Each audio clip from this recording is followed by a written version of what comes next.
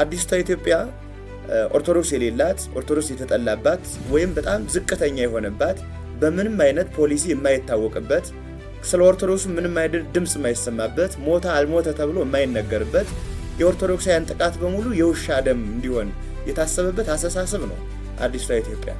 የህዝቡን ፍላጎትና የልብ ትርታ በሚገባ አዳምጡ። አርሲ ሀገረ ስብከትን የተመለከተ አጀንዳ ነው። በሶስተኛ ደረጃ በዛሬው ዕለት የታየው አጀንዳ የአርሲ ሀገረ ስብከትን የተመለከተ አጀንዳ ነው። ሰላም ጤና ይስጥልኝ፣ እንዴት አላችሁ? እግዚአብሔር የተመሰገነ ይሁን። በአዲስና በወቅታዊ ቪዲዮ ተመልሼ መጥቻለሁ።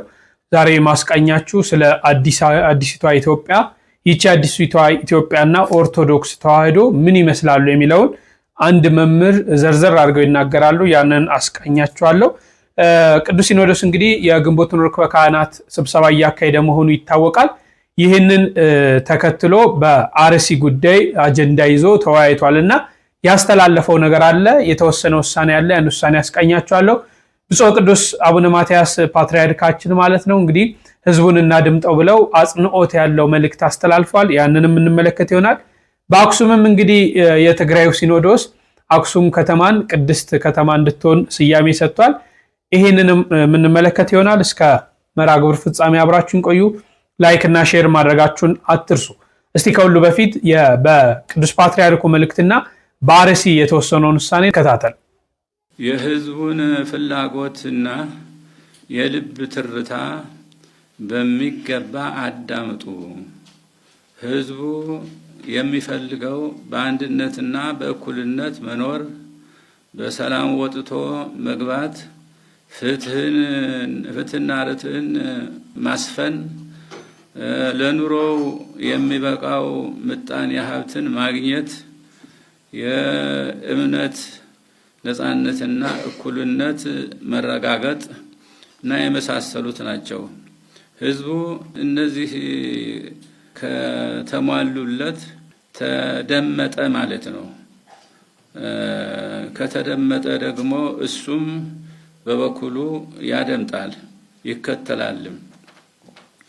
ስለሆነም ለሁሉም ልጆቻችንና ወገኖቻችን የምናስተላልፈው ወቅታዊ ጥሪ ሁሉንም ችግሮቻችን በሰላምና በሰላም ብቻ ለመፍታት ተባበሩ የሚል ነው። ከዚህ ውጪ የሚደረገው አማራጭ ሁሉ ለዘላቂ ሰላማችን አይበጅም እንላለን።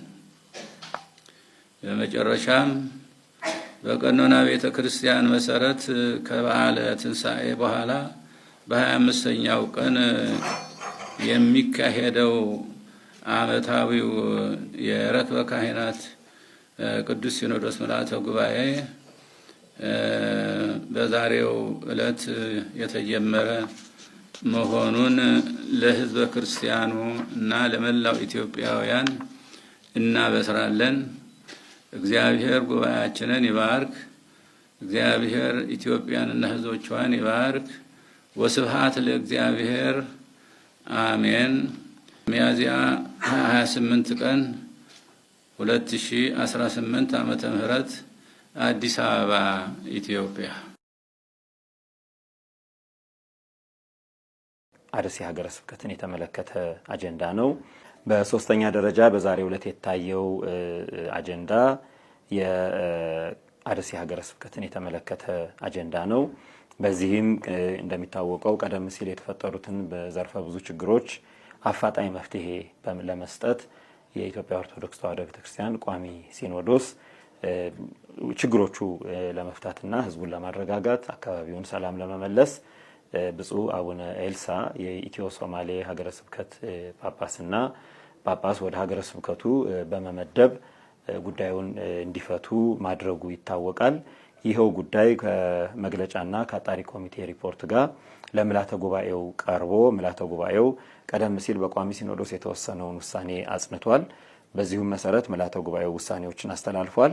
አንደኛው ውሳኔ ብፁዕ አቡነ ኤልሳ ከኢትዮ ሶማሌ ጅጅጋ ሀገረ ስብከት ተዛውረው የአርሲ ሀገረ ስብከት ጳጳስ ሆነው እንዲሰሩ ህዝቡንም እንዲያረጋጉ በአካባቢው ያሉ ዘርፈ ብዙ የሆኑ ችግሮችንም እንዲፈቱ ሰላማዊ ሁኔታ የሰፈነበት አካባቢ እንዲፈጠር ቅዱስ ሲኖዶስ ምልዓተ ጉባኤ ወስኗል።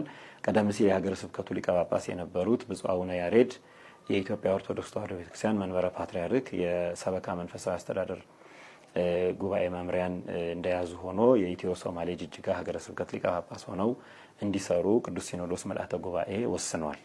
እንደተከታተላችሁት ነው እንግዲህ ብፁዕ ቅዱስ አቡነ ማትያስ በተለይ እየተደረገ ያለውን እየሆነ ያለውን በየጊዜው ቅዱስ ፓትርያርኩ ስለ ሰላም ጦርነት ይብቃ ሲሉ ሁልጊዜ ሲደመጡ በየአውደ ምሕረቱ እንባቸውን እያፈሰሱ ሲማጸኑ እንመለከታለን።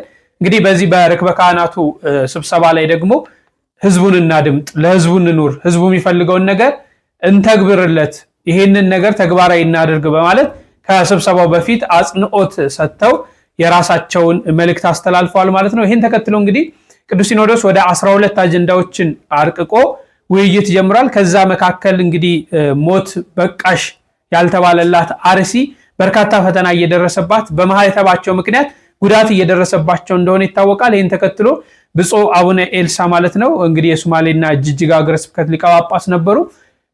በቋሚ ሲኖዶስ አማካኝነት የምስራቅ አርሲ ሀገረ ስብከት ሊቀ ጳጳስ ሆነው እንዲመሩ ተመድቦ ነበር። ነገር ግን አንድን ጳጳስ ከአንድ ሀገረ ስብከት ማዘዋወር የሚችለው ምልዓተ ጉባኤው ነውና ይህን ተከትሎ እንግዲህ ምልዓተ ጉባኤው በአርሲ እየተደረገ ያለውን እየሆነ ያለውን ነገር ትኩረት በመስጠት ብፁዕ አቡነ ኤልሳ አርሲ ሀገረ ስብከትን ብቻ እንዲያስተዳድሩ፣ በአርሲ የነበሩት ደግሞ ብፁዕ አቡነ ያሬድ ወደ ምስራቅ ተዘዋውረው እንዲሰሩ ተወስኗል ማለት ነው። ጅጅጋና ሶማሌ ሀገረ ስብከት ሆነው እንዲሰሩ ብፁዕ አቡነ ያሬድ ቀድሞ የአርሲ ሀገረ ስብከት ሊቀ ጳጳስ ነበሩ። አሁን ተዘዋውረዋል። እንግዲህ ብፁዕ አቡነ ኤልሳ 3 እና 4 ወራት አርሲን ሲመሩ ነበር። በተለያየ መድረክ ስለ ኦርቶዶክሳውያን ሞት ሲናገሩ እየሰማን ነው። እስቲ ከዚህ በኋላ ደግሞ የሚደረገውን እንመለከታለን ማለት ነው። እግዚአብሔር አምላክ ሰላሙን ያምጣልን። የቅዱሳን አባቶቻችን ስብሰባቸው ደግሞ በአማረ ሁኔታ ፍሬ የሚያፈራ እንዲሆንም ሁላችንም በጸሎት ልናግዛቸው ይገባል ብዬ አስባለሁ። ሀገራችን ላይ የመጣውን መዓት ስንመለከት፣ ቁጣ ስንመለከት እግዚአብሔር አምላክ ካላራቅልን በሰው ኃይልና በሰው ጉልበት ይሆናል የሚል እምነት የለኝም። በአባቶቻችን ላይ አድሮ እግዚአብሔር መንፈስ ቅዱስ ለሀገራችን የሚጠቅም ነገር እንዲወስኑ ያ የተወሰነውም ውሳኔ ደግሞ ተግባራዊ እንዲሆን ሁላችሁም በጸሎት አግዟችሁ ለማለት ፈልጋለሁ። እሺ እስቲ አንድ ነገርን ላስቀኛችሁ። መቼም በቤተክርስቲያን ላይ በየጊዜው እየተነሳ ያለውን ፈተና እናውቀዋለን እና አሁን ደግሞ አንድ አካል የሚለውን ስሙት። የመንግስት ባለስልጣን አንዱ አጀንዳ እያደረገ ያለው ቤተክርስቲያን ነው። ካሰማችሁ መንግስት ለምንድን ነው አይኑን ወደ ቤተክርስቲያኖች ወደ ኦርቶዶክስ ሃይማኖት ተወዶ ቤተክርስቲያናቶች ውስጥ ለምንድን ነው ማያተኩር? እያንዳንዱ የሴምሲ ሚካኤል ስንት ኪሎ ሜትር ነው? ስንት ሄክታር ነው? ቤተል ጊዮርጊስ ስንት ሄክታር ነው? 36 ሄክታር ለ15 ፋብሪካዎች አከራይቶ ቤተክርስቲያኗ ትንሽ ነች፣ ሌላውን ግን አከራይቶ ማሳ ላይ ነው ተሸነሸነላቸው የተሰጣቸው። ተወላጁ ተቀብረናል ተማላቀው መላክ የሚያቀው ካን ይሻለኛል ብልጽግናን መርጦ መንግስትን ብልጽግናን እየቀሰቀስክ ነው ማለት ነው። ቢቀሰቅስስ ምን ችግር አለው? ቢቀሰቅስስ ኢትዮጵያዊነት አርጅታለች። ወሊድ የጨረሰች ላም ሆናለች ኢትዮጵያ። አሁን ወሊድ የጨረሰች ላም ወተቷን ልታልማት ብትድ ብትጠጣ ወይ ልጅ ብታጠጣ ልጅን ታቀነጭራለች። ወሊድ የጨረሰች የመጨረሻ ላም ወተት ለልጅ አትሰጥ። ኢትዮጵያ ብዙ ቦታ ቤተክርስቲያን ይዛለች። እሱ መነጠቅ አለባት። ያላቸው አማራጭ ብልጽግና መረጡ። ኢትዮጵያ አሁን ላይ ወላድ ስላጣች የጨረሰች ስለሆነ ያላቸው አማራጭ በአንድም በሌላም ብልጽግና መረጡ ነው። አሳዛኝነት በዝቷል። ይሄ በነገራችን ላይ ቤተክርስቲያን ብዙ ቦታ ይዛለች የሚለው እንቅስቃሴ አሁን እንቅስቃሴ አልነበረም። የሆነ ጊዜ የምታስታውሱ ከሆነ ጃዋር መሐመድም ሲያነሳው የነበረው ጉዳይ እንደዚህ አይነት ጉዳይ ነበር። በተለይ የቦሌ መድኃኔዓለምን እያነሳ የሳሊተ ምሕረትን እያነሳ ይሄ በጣም ትልቅ ቦታ ይዛለች፣ ስለዚህ መንግስት የሆነ ነገር ማድረግ አለበት፣ ቦታውን ቀምቶ ለልማት ማዋል አለበት እያለ ሲንቀሳቀስ የነበረ ሰው ነው። ይሄም ያን ነገር ነው። እንደሰማችሁት ነው እንግዲህ ቤተክርስቲያን በርካታ ቦታዎችን ነው የያዘችው፣ በርካታ ነገሮችን ይዛለች ይባላል። ያለው የህዝብ ቁጥር ለሀገር የከፈለችው ዋጋ ለሀገር የከፈለችው ውለታ አይታይም። መቼም ኢትዮጵያ ነው የምንለው እኮ በኢትዮጵያ ኦርቶዶክስ ተዋሕዶ ቤተክርስቲያን አማካኝነት ነው። ይሄንን መቼም የአደባባይ ሀቅ ነው፣ ማንም ሊክደው ማይችል ማለት ነውና ዛሬ እንግዲህ እንደነ ቦሌ መድኃኔዓለም እንደ ሳሊተ ምሕረት ያሉ ቦታዎች እየተጠቀሱ ለበርካታ ፋብሪካና ለተለያየ ድርጅት መሆን ሲገባ ይሄን ያህል ቦታ ተይዟል እያሉ እንግዲህ የራሳቸውን ፕሮፓጋንዳ ሲሰሩ እንመለከታለን። ይሄ በጣም የሚያስተዛዝብ ነገር ነው። በዚህ ላይ እናንተ ምን ትላላችሁ? ወደ አዲሲቷ ኢትዮጵያ ወደ ተባለችው ከመምጣቴ በፊት ሰሞኑን መቼም በእሸቱ በዶንኪ ቲዩብ የተነሳውን ውዝግብ የተለያየ ነገር በርካታ ነገር መነሳቱን ታስተውላላችሁና አንድ ወንድማችን ያለውን ነገር ላስቃኛችሁ። ኃጢአትን መስራትና ኃጢአትን መስበክ ይለያያል። እሸቱ እንደዚህ ልኩ ነው የማያውቅም። ነገር ግን በመንፈሳዊ ኮንቴንት ላይ የምትቀሳቀሱ ብዙዎቻችሁ የቤተ ክርስቲያን ተቃራኒ ሆናችሁ የቤተ ክርስቲያን ስርዓት ይጥፋ፣ ማንም ሰው እንደፈለገ ይሆን፣ ብቻ ግለሰቡ ጤነኛና የተከበረ ግለሰብ ይሆን አይነካብን ብላችሁ ለግለሰቡ ያሰባችሁ መስላችሁ ራሳችሁን ስደምቁ ብዙዎቻችሁ ተመለከትኩ። እናንተንም ስመለከት አንድ ነገር ትዝ አለኝ። አንድ ሰባኪ ነበረና አውደ ምሕረት ላይ ቆሞ ቅዳሴ አቋርጦ መግባት እንጂ አቋርጦ መውጣት አይቻልም ብሎ ሲሰብክ ሰሙት። ነገር ግን ቅዳሴ ላይ አንድ ሰው ቅዳሴ ከገባ በኋላ ካመመው ደም ከደማው ነስር ከመጣው ቅዳሴ አቋርጦ እንዲወጣ ይፈቀድለታል። ነገር ግን ማንም ሰው ቅዳሴ ከተጀመረ ጀምሮ ቅዳሴ አቋርጦ እንዲገባ አይፈቀድለትም።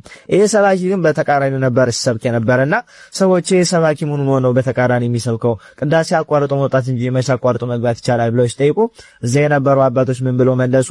ይሄ ሰውዬ ይሄ ሰባኪ እንቅልፋም ነው፣ ጠዋት አርፍዶ መጥቶ ቅዳሴ አቋርጦ ስለሚገባ ነው እንዲህ ብሎ የሚሰብከው። ቅዳሴ አቋርጦ መግባት አይቻልም ብሎ ከሰበከ ነገ እሱ አቋርጦ ሲገባ ምዕመናን ይዘው እንዳይጠይቁት ይሄንን ስብከት የሚሰብከው ራሱ እንዳይወቀስበት ነው። ለምን አርፍዶ ነው የሚነሳው?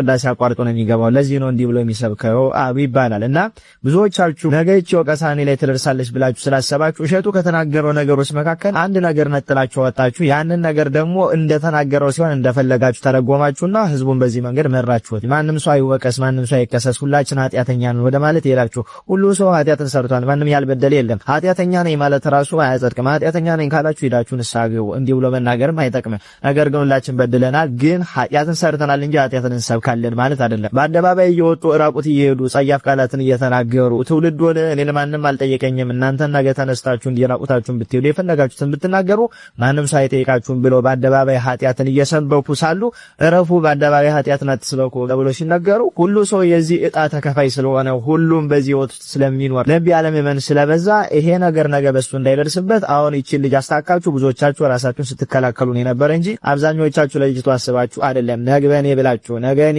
እንደዚህ ብዬ ወጣኮ እንዲህ ነው የሚባለው፣ ስለዚህ እቺ ልጅ አስታክኬ ራሴን ልከላከል የሚለው ነው የበዛ እዚህ ቲክቶክ ላይ። ስለዚህ በዓለማዊ ላይ እንደዛው ላይ ሲናገሩ የነበሩት አልገረሙኝም፣ ቢናገሩም አይደንክም። ነገር ግን እዚህ መንፈሳዊ ኮንቴንት ላይ ሆናችሁ መንፈሳዊ ያንን የምትሉ ሰዎች አንዲት ግለሰብ ተነካች፣ ያው ስሟ ባልተጠራበት ግብሯ ተነሳ ብላችሁ ከቤተክርስቲያን አንጻር ሆናችሁ ስርዓተ ቤተክርስቲያንን ስትዋጉ ነው ያሳያችሁን። ይሄንን ነገራችሁን ደግሞ ታሪክን ቤተክርስቲያንም አትረሳው። ከቤተክርስቲያን ስርዓት ይልቅ ለግለሰብ ተጨንቃችሁ ቤተክርስቲያን ስርዓቷ እንደፈለገ ይሁን ነገር ግን ግለሰብ አይነካብን ስትሉ የከረማችሁ አላችሁ። ራሳችሁን ታዘቡ። ቅዱስ ጴጥሮስ በሐዋርያት ሥራ ላይ ሐናንያና ሲጳር የሚባሉ ሁለቱን ሰዎች እንደቀጸፋቸው ተጽፎ ይገኛል። ቅዱስ ጴጥሮስ እኮ ክርስቶስን ክዶት ነበረ እና እሱ ክዶ ሳለ ኃጢአተኛ እንዳልነበረው ሁሉ ዛሬ እነሱ ኃጢአት ሲሰሩ ለምን ይቀስፋቸዋል ብላችሁ ጠይቃችኋል። ማንም ሰው ኃጢአተኛ ቢሆንም ኃጢአት በአደባባይ ሲሰበክ ዝም ብሎ ማየት መመልከትም የለበትም። ጌታችን መድኃኒታችን ኢየሱስ ክርስቶስ ከነዚህ ከሚያምኑት መካከል አንዱን ከሚያሰናክል የወፍጮ ድንጋይ በአንገቱ ተንጠልጥሎ ወደ ጥልቁ ይወርድ ይሻላል ብሎ የተናገረውም ለዚህ ነው። ቅዱስ ጳውሎስን ደግሞ ክፋትን የሚሰሩትን በአደባባይ ገስጿቸው ብሎ እየተናገረ እናንተ ግን አራራራ ቅዱስ ጳውሎስ የሚናገር ጌታችን የሚናገር ብቻ እኛ ከመጽሐፍ ቅዱስ ራሳችን የምንከላከልበት ብቻ ልክ አይደለም ብላችሁ ስትከራከሩ የከረማችሁ መንፈሳዊ ኮንቴንት ላይ የምትሰሩ ብዙ ነበራችሁ። ታሳፍራላችሁ። ከናንተ መካከል ከምንፍቅና ተመልሶ 6 ወር 1 ዓመት እንኳን ሳይሞላው መናፍቃንን አብራችሁ ሲከራከር የነበረ አንድ ወንድም አላችሁና እሱ እንደው እንደ ስርዓተ ቤተክርስቲያን መቼ ተምሮ መቼ አውቆ ነው መጥቶ መናፍቃንን ሊከራከር የደፈረው? ያንን ሲያደርግ እንኳን ከናንተ መካከል አንድ ስርዓት የሚያውቅ እንኳን የለም። ብድግ ብላችሁ እናንተን ደግፈው እሱ መናፍቃንን ስለተከራከረ ብቻ ልክ ነው ብላችሁ ልክ እንደሆነ አድርጋችሁ አስቀጠላችሁት። ከናንተ መካከል አሁን ስርዓትን ቢጥስ አንድ ሰው ጓደኛችሁ ስለሆነ ልትናገሩት ትደፍራላችሁ?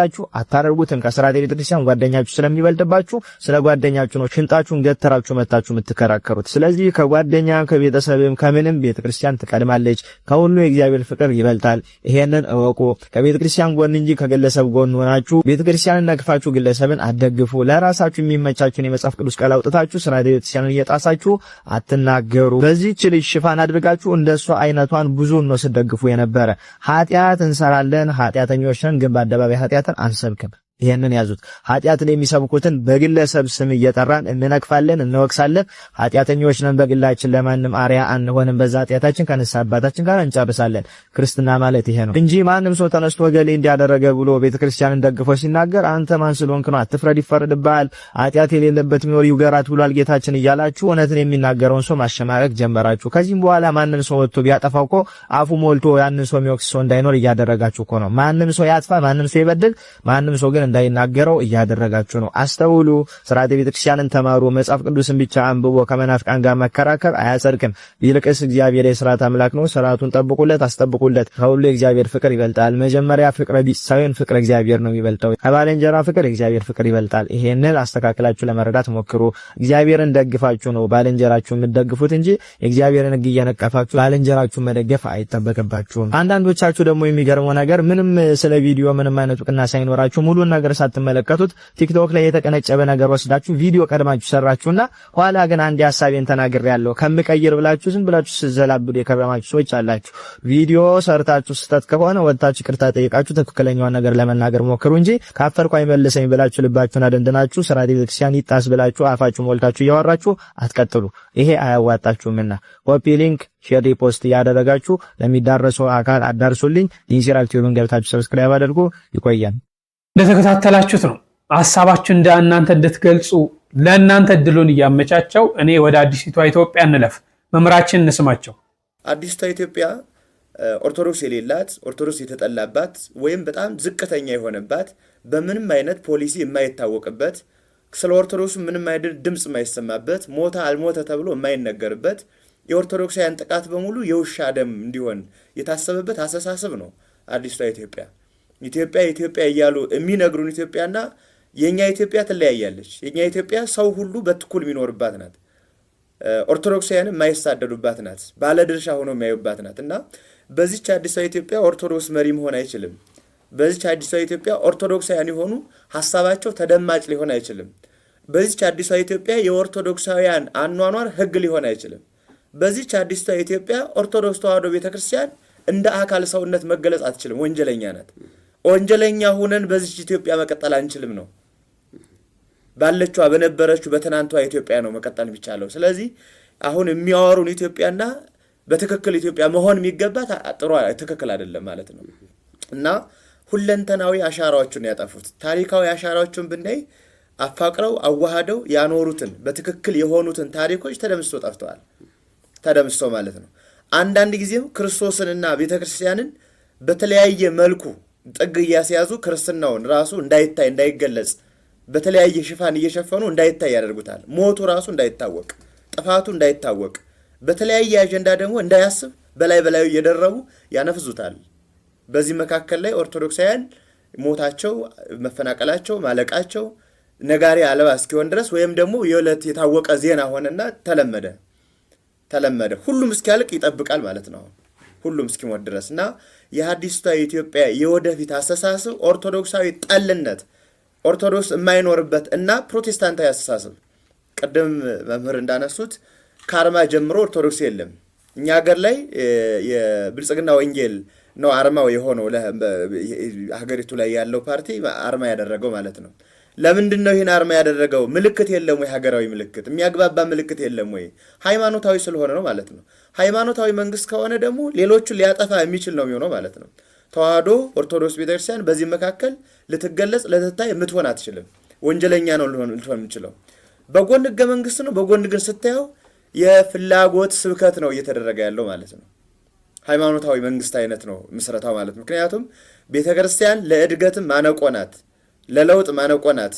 ኦርቶዶክስ ተዋህዶ ቤተክርስቲያን በቃ ካፒታሊዝምን አታስፋፋም፣ ገንዘብ እንዲህ ታባክናለች ብሎ ተሳለበት።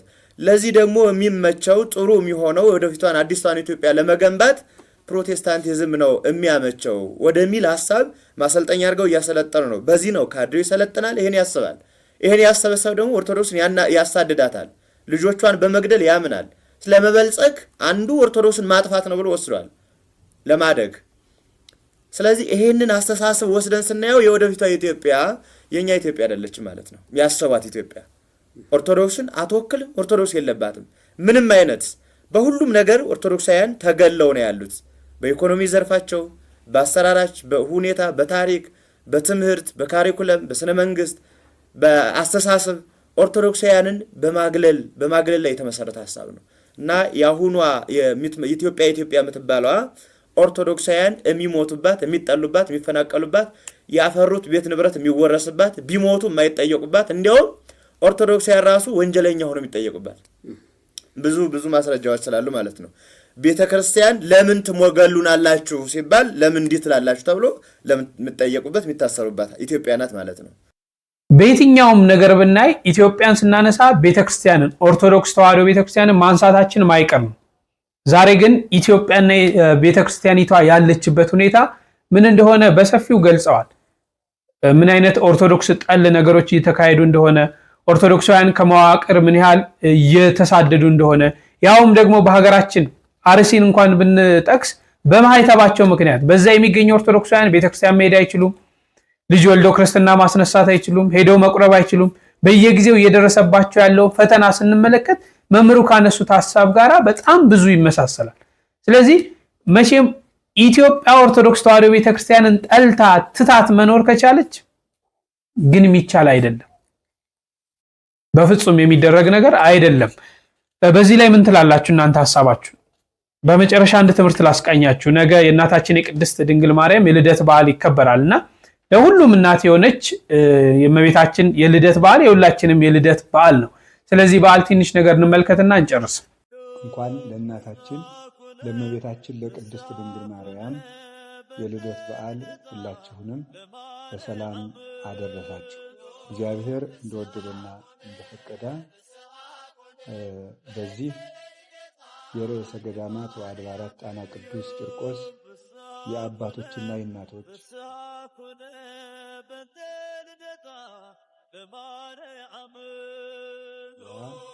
የመገናኛ መረብ ፈውስ መንፈሳዊ በተሰኘው በዚህ ክፍል ውስጥ የእመቤታችን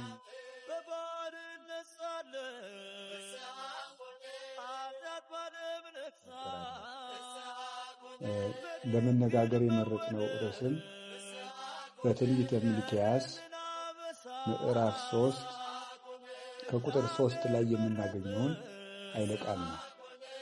ወይመጽእ ግብተ ውስተ ጽርሑ እግዚአብሔር ወደ መቅደሱ ይመጣል ይላል። እግዚአብሔር ወደ መቅደሱ ይመጣል። እግዚአብሔር ወደ መቅደሱ ይመጣል። ከዚህ አስቀድሞ ቁጥር 1 ጀምሮ እንዲህ ይላል። ወናሁ እፌኑ መላኬ ዘይጸይህ ፍኖተከ ቅድመ ገጽከ፣ እነሆ መንገድህን የሚጠርግ የሚያስተካክል መልእክተኛዬን በፊትህ እሰዳለሁ። ወናሁ ይመጽእ ግብተ ውስተ ጽርሑ እግዚአብሔርም ድንገት ወደ መቅደሱ ይመጣል።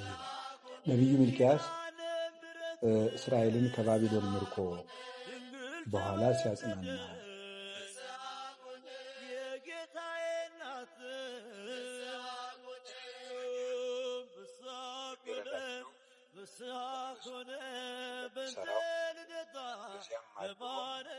እስራኤልን እንደሚመግባቸው አብሯቸው በረድኤት አድሮ ጸንቶ እንደሚጠብቃቸው የተናገረው ትንቢት ነው። ፍጻሜው ግን ስለ ጌታችን ስለ መድኃኒታችን ኢየሱስ ክርስቶስ ሰው መሆን የተናገረው ነው። ደረቅ ሐዲስ የሆነ ትንቢት ነው። መልአኬን መልእክተኛዬን በፊትህ እሰዳለሁ ያለው ቅዱስ ገብርኤልን ነው። ዘይጸይህ ፍኖተከ ማለት ለልደትህ ቀዳሚ የሚሆን ብስራትህን የሚናገር ቅዱስ ገብርኤልን መልእክተኛዬን አስቀድሜ ወደዚህ ዓለም እልከዋለሁ ማለት ነው። መልእክተኛዬን አስቀድሜ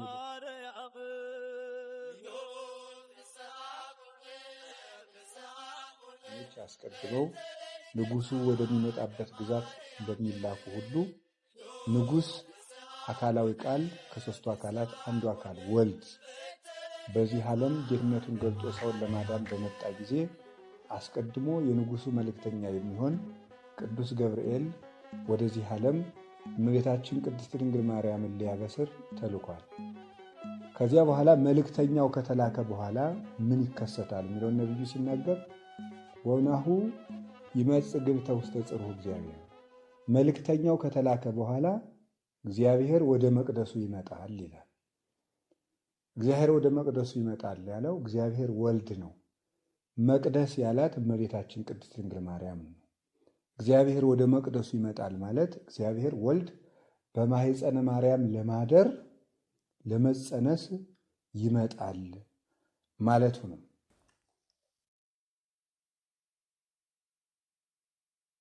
ለመምህራችን እግዚአብሔር አምላክ ቃለ ሕይወትን ያሰማልን፣ እኛም በሰማነው ፍሬ የምናፈራበት ያድርገን። በዓሉ ደግሞ የሰላም የፍቅር የበረከት በዓል ያድርግልን። እንኳን አደረሳችሁ ለማለት እወዳለሁ። በሌሎች ዝግጅቶች እስክንገናኝ ቸር ቆዩልኝ።